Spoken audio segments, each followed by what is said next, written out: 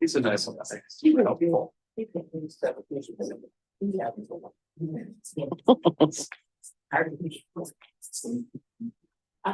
this is a huge robbery.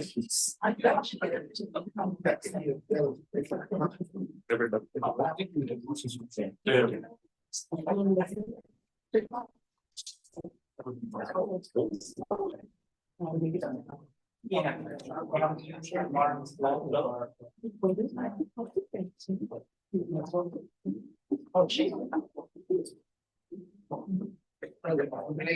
Oh, you can't get nothing done without community. I was over here sweat bullets. You know, you can't let it wait too long. Okay. So thank you again for your feedback, for letting me know what comes to mind for you when you're thinking about stories around climate change. And you kind of got to where I was thinking you would go. This is just a simple Google search of images. These are some of the early images, first images that come out when you Google climate change. We have an emaciated polar bear, wildfires, drought. And so you'll notice that these images imply a post sort of apocalyptic framing. They focus on extreme weather and biological suffering. And the fact that this is what comes to mind for you all, and then what actually comes up in Google searches, means that these images are really baked into our working algorithm. And this imagery dominates the way that we think and talk and understand our relationship to climate change. These are the types of images that really compel us to feel fear. They actually do nothing to encourage some sort of meaningful action at all. What do you do in the situation? Right. What are you prompted or empowered to do when you see images like this? Nothing. Right. Well, pray, of course. Pray until something happens, right? Yeah, of course. But there are other more meaningful actions and focus areas that we could be thinking about that are not automatically coming to mind. And thankfully, these aren't the only sort of narratives that are out there when it comes to climate change. So despite those, post-apocalyptic environmental justice narratives that we just mentioned, there are other more useful alternatives to the way that we could be thinking about climate change. At one point, we lived in a world where there were climate change deniers. I mean, strong-willed, it doesn't exist deniers. But now we are operating at a capacity of agreement where scientists and researchers, that's something we can celebrate, are acknowledging the reality of climate change. And once you acknowledge it, then you can actually remediate those issues associated with climate change. We have a growing workforce in the green space, people who are building their careers around sustainability and improving the environment. We have community members and activists that are bringing up the moral imperative around climate change and the fact that we must do something, especially for our most vulnerable of communities that are already impacted by environmental justice issues. And so we have opportunities to lift these types of stories and these types of narratives up as an alternative to the post-apocalyptic options out there. So I know that I keep mentioning the word narrative. By show of hands, who's ever heard the phrase change the narrative? Okay. So we're familiar. When I'm talking about changing the narrative, I want to be very specific about what I mean. So when you think about a story is a description of an event. It involves characters, it has a plot, some sort of conflict, resolution, and all of those variables come together over the course of a beginning, a middle, and an end. That's what a story is. When we think about narratives, on the other hand, Those are the main ideas and themes that we see repeated over and over again throughout a collection of stories. And I'm hoping that this, visual metaphor is helpful here, because you can think about narratives like a mosaic. These different tiles represent the stories that are out there. But if you back up a little bit, you can see sort of the full picture of what those stories come together and represent. And so I want to share sort of an applied example. Have you heard the phrase, pull yourself up by your bootstraps? Too many times. Okay. You got to be familiar with it. Okay. So if you look at this visual here, it represents how that narrative actually functions. So in the center, we have a story about someone impacted by poverty that eventually becomes a wealthy business person. And then that story is then used to perpetuate the idea that all you have to do to escape poverty is just simply work hard. That story and narrative is linked to an overarching sort of meta-narrative, which is the collection of dominant narratives that are widely accepted throughout culture about individualism. Pull yourself up by your bootstraps as an individual. As people who work in community, we know how counterintuitive that is to progress, right? But that story, again, exceptionalizes one situation and then frames poverty as something that people are responsible for, rather than thinking about the converging set of systems and conditions that support their presence in poverty. And so you can see sort of the implications of what stories are told, if they're told over and over again, how dangerous and harmful they can be. I want to provide another example. This actually came in our conversation at RTP, Robert. So who here has ever heard of the phrase welfare queen? You got some people of a particular age. All right. So in 1974, there were a swirl of stories about a woman named Linda Taylor. And this actual real woman committed some top tier welfare fraud across multiple states. And her story gained so much attention and recognition that 2 years later, when Ronald Reagan was running for president in 1976, he folded her story into his presidential campaign and used it to construct a narrative around the idea of a welfare queen, which is a completely sort of stigmatizing label that at the time disproportionately impacted Black single mothers. So we have one story that's used to create this hugely harmful narrative that has tangible impacts, because this narrative was then used to justify conservative economic policies and positioning, because we have to then protect hardworking taxpayers from the imagined danger of Black single mothers that are usurping the welfare system. So I hope you can see with that example, again, the critical relationship between stories, narrative, and real world impact. And, because we're all gathered here under the mission and banner of environmental justice, I have to, of course, mention some stories in the environmental justice field and sector that really sort of changed the game, if you will. So Rachel Carson, I call her the see something, say something queen. She was a marine biologist and conservationist. And in 1962, she published a book called Silent Spring, which completely transformed public awareness of environmental issues, particularly the harmful effects of pesticides. And she was the first person to really ring the alarm on the dangers of widespread use of DDT. Many of the things that she actually raised in terms of concerns in her book set the stage for the creation of the Environmental Protection Agency and lots of other regulatory bodies out there. And so you have one woman who's making these observations about the impact of pesticides on nature, and she pulls together her scientific know-how and poetic prose to create this book that completely transforms the way people understand our relationship to nature. Another example we can use here is Blackfish. Has anyone ever seen or heard the film Blackfish, the documentary? No, okay. Well, it came out in 2013, and it was a pretty controversial documentary because the film actually focused on the practice of keeping orcas in captivity.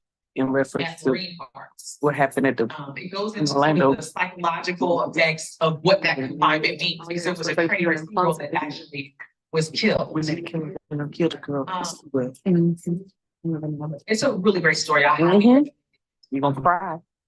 But it's one of those stories that created opportunities for actual tangible change. So SeaWorld's reputation suffers greatly as a result of this film coming out, right? Mhm. Their stocks plummet, their sales plummet, their reputation is in the toilet. In 2016, several states actually developed legislation to ban the practice of keeping animals in captivity. And then SeaWorld follows by changing their corporate policy to no longer breed orcas. And so you have one story, one documentary that sets off this wave of great change. I mean, it even starts inspiring really close engagement with the animal rights movements at the time. So never be dismayed by the work that you all are doing, because sometimes it can only take a single story to ricochet the type of impact that you're looking to make. And then, of course, I have to mention another See Something, Say Something queen, Hazel Johnson, mother of the environmental justice movement. So she lived in Alfred Gardens, which is a housing project on the south side of Chicago in the 1970s. And after asking around and connecting with people in her community, she noticed an unusually high rate of cancer, respiratory illnesses, and other health problems among her neighbors. And so through her research, she discovered that the area that they were living in, that housing project, was actually completely surrounded by industrial pollution, hazardous waste sites, and sewage plants, which were ultimately the cause of those illnesses. And so again, the story piece, the narrative piece, she's inspired by the stories of people within her community, and then identifies patterns across these stories, and then uses it as an opportunity to call lawmakers to the carpet about what they're going to do to protect people that are already living in housing projects and economically vulnerable, to say the least. I want to play a short clip of an interview with her daughter. I'll see you touch stuff. Oh no. Yeah. Hopefully you don't hear this too. My mother got involved with it because she heard that the south side of Chicago had the higher incidence of cancer and respiratory ailments than any other area based on zip code. It was almost like a common thing for people in Allgale to suffer with cancer, or was in remission of cancer, or actually passed away from cancer. It was in the hundreds. She was like, that's just too many people in one neighborhood. She said something must be wrong. And then she started making the connection that the air quality in our neighborhood, you can cut it with a knife. If you remember in the 60s, 70s, and 80s, and late and early 90s, you knew exactly where you at based coming down the Bishop Ford Expressway because of the smell. It was that thick. I think we had like almost 500,000 pounds of pollutants in our air every day. Mm. It's multimedia. It's not only in the air, it's in the soil, and it's in the water. So she's noticing all of these health issues, and then she's reading these studies and kind of starting to make these connections. What happens next? How does she go from that to actually starting to do this? Yeah, actually, she started going to the regulatory agencies and complaining. And so she starts going to government meetings. She went to government meetings, yes. So that's why she was on that show saying, shut it down or relocate the people. And the show you're talking about is Chicago Matters. This is a WTTW show that your mother Hazel was on, and it was a town hall episode. Correct. Hazel Johnson, you live in Orchid Gardens in the middle of all of the expressways and chemical plants and sludge drying beds. Could you tell us, for those of us who don't come into your neighborhood, what is it like? What does it smell like? And what is it like to live there on a day-to-day basis? Right. It's like living in hell because of the odor that makes You know, the host is asking, what is to be done, you know, in your opinion, to help the situation? What intervention needs to happen? May I ask you what you think needs to be done in order to deal with this problem? Then do you want to shut down all the industry around here? Do you want to move people out? What do you want to do? Close all the industry down and relocate the people I've been asking that for years. And she says, shut it down, close all of this, stop investing in industry, prioritize human health above all. And he's, you know, the host is like, shut it down. And she's like, yes, shut it down. You want to close all the industry? Sure I do. Human health come first. What do You know, that's the problem with the industry is the politicians and everybody else that care about the bucks. But what is happening to people's health? well, people have to eat. Don't they need jobs? Sure. Well, let's put that in an area where no one lives, in a non-residential area, and still piling all this around us. We are like sitting in a center of a donut. We have steel mill, treatment plants, hazardous waste, incinerators, paint factory. We have it all. And I don't think that in my community should share the burden for the whole city of Chicago. And we've been doing it ever since 1863. So you say you But That was seen as a radical stance. But it ain't that radical. I mean, the fact is humans need to be out here humaning. It's such a name. So I mean, that clip, if you want to hear the rest of it, I'm happy to share the link, or we could go on to Spotify, look up the Rundown Chicago News. It's the Hazel Johnson, the Mother of Environmental Justice in Chicago episode. Get the PowerPoint slides back up. Pray with me, y'all. No. Come on, come on, come on. No, no. I know one.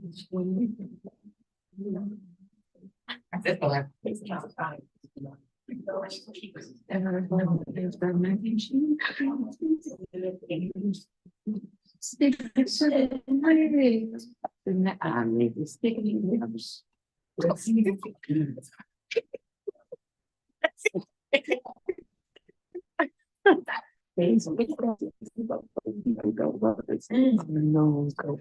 Hey, we should be daily sandwiches today. Regular food.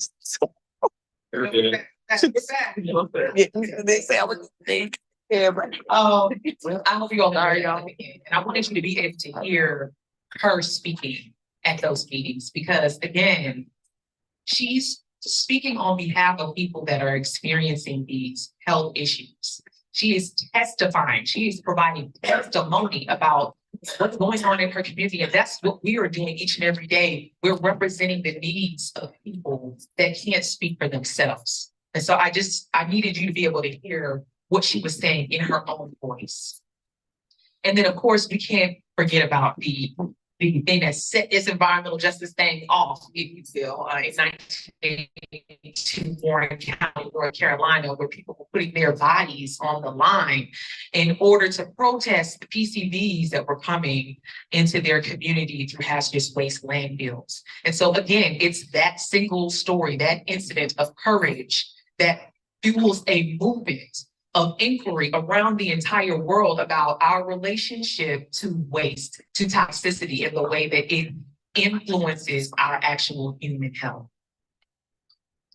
And so now that we've gone over a few different examples of environmental justice stories, I want to go back to the concept of narrative change. So I came to you today, I'm a narrative change researcher, and I know that's not something you hear every day, or maybe you do, but when I am talking about narrative change, I want you to think back to that mosaic with all the different stories and tiles in the grand picture of whatever topic that you are committed to. And the premise of narrative change is that if we start to shift those tiles around by integrating new stories, it changes the overall picture of that mosaic. It changes the narrative.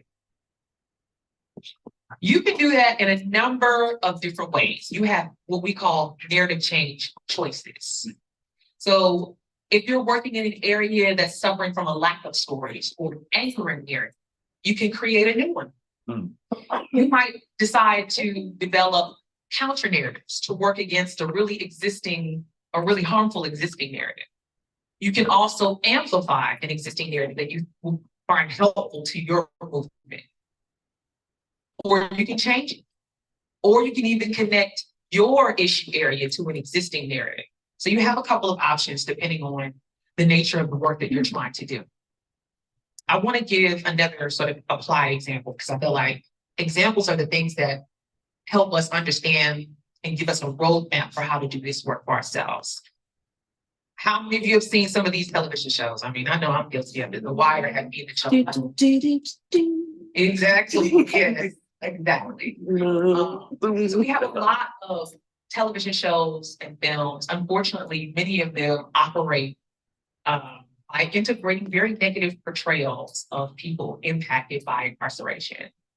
And these stories have really set the tone for how we think about and treat formerly and currently incarcerated people. And in many of these stories, we see sort of two dominant narratives that rise to the surface. One being that incarceration is just a natural outcome of justice being served. It's not a personal decision to jail someone or to execute them. The person did the crime, they have to pay the time or pay with their lives in certain states. And then the other sort of premise is that incarceration or death penalties are just a fair form of retribution for anyone that's been impacted by said crime. But if we're trying to push against those very troubling narratives, right? Some potential counter narratives that you could focus your story strategy around would be to focus on innocence and exoneration. Identify flaws in the system that has directly resulted in innocent people serving time or being killed for crimes that they didn't commit. We can think of the courts and the justice system sort of operating with neutrality and fairness, but that's really not always the case. Sometimes these judicial decisions are done so, this decision-making is done so in a way where there's already a presumption of guilt or innocence before a person even walks into the courtroom.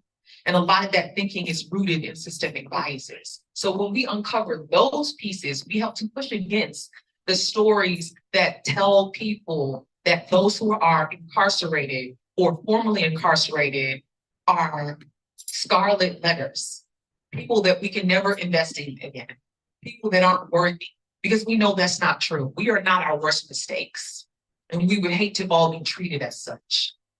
And so I know I've laid a lot on you. We talked about a lot of different types of examples. We talked about a lot of different foundational concepts around narrative change. And I just want to give a little breathing room for one or two questions to react before we transition to some individual reflection.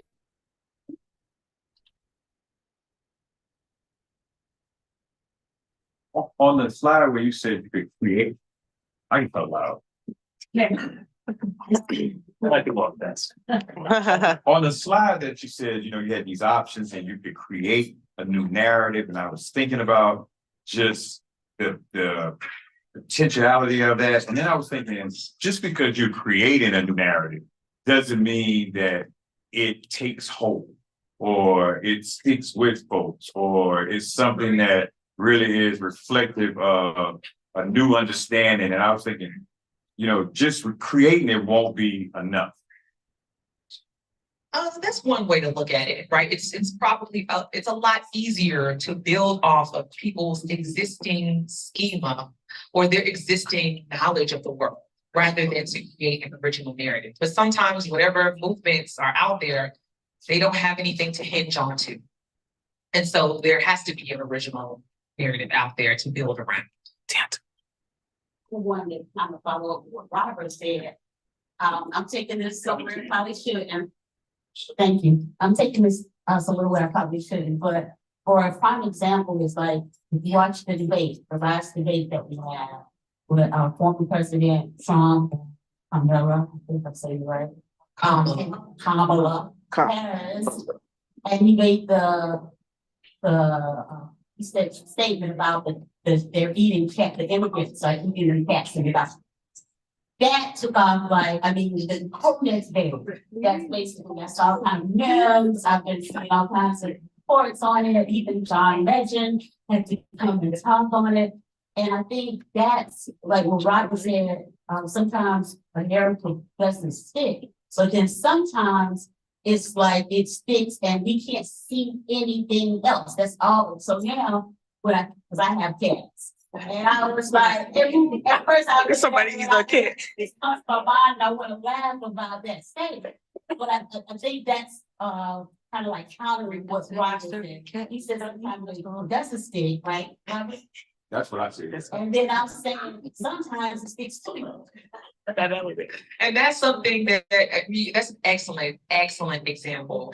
And one where even the truth doesn't work to sort of alleviate that stickiness in people's mind. Have the moderator saying that banner is just. by the city manager, and you have all these sort of upstanding. Somebody listed, somebody bumped it. Against that as a quote unquote truth, but it doesn't actually move the needle on how people think about that particular issue. So I think what everyone's saying is that you're right, the message is important, but also maybe the messengers is important. Yes. So have you worked with organizations anytime as in selecting messenger or groups of messengers, or a way to present themselves in a way that the message can stick? Toastmasters. You brought up something that's ultimately very key. The message is the messenger in the medium, right? The way that people come to know a message can often be influenced by who's the person that or entity that's delivering that message. And so in previous work, if I could bring up an example, I think a lot of times when we're doing community work, we want to see people from those actual communities represented as messengers, because the message just comes off a bit more authentic rather than having sort of that institutionalized voice, right? You want to know how people are actually impacted by this issue, like what the challenges actually are, what are the day-to-day challenges, and what can an institutional organizational presence really tell you about the challenges of having access to PrEP, or being able to talk about sort of the indignations that a person experiences by getting sexual health testing, or what it's like to be stigmatized as a person who uses drugs when you're going to pick up needles at a harm reduction site. And so like you need sort of that lived experience as a way to really carry whatever message that you can in instances where you're able to build off voices like that. I agree with it. And there seems to be a part of the problem is that some of the negative narratives, you had the welfare queen, then you had what Billy Horton, and you got so many people who are willing to buy into. And I believe that's a major part of the problem. People who are not aware, and some of them know that, but they're willing to buy into some of these narratives because it serves their purpose. It makes what they are all about feel legitimate. So they buy into it. And it's becoming very prevalent now. You see it not only in the political arena, but that's where we notice it most. But it's in our everyday lives, the narratives that we're hearing. And we have to be careful as to where we are when it comes into the buying. Extremely critical. This is, as a person who teaches communications courses, the importance of health, communication, media literacy can never be understated, because there are so many ways in which you get these subtle messages thrown at you all the time. And you have to have a force field up to really stand in your values and your beliefs in a way that helps to offset some of that effort out there. So I completely agree with you. I know there's so much more to say, but I do want to reserve some time for you all to sort of build on what we've discussed thus far in your groups. And before we do that, I want to create some time for some individual reflection that you will then take into your groups. So for the next like 5 to 10 minutes, if you can use the sticky notes on your table or enjoy some Tic Tacs, courtesy of the Tic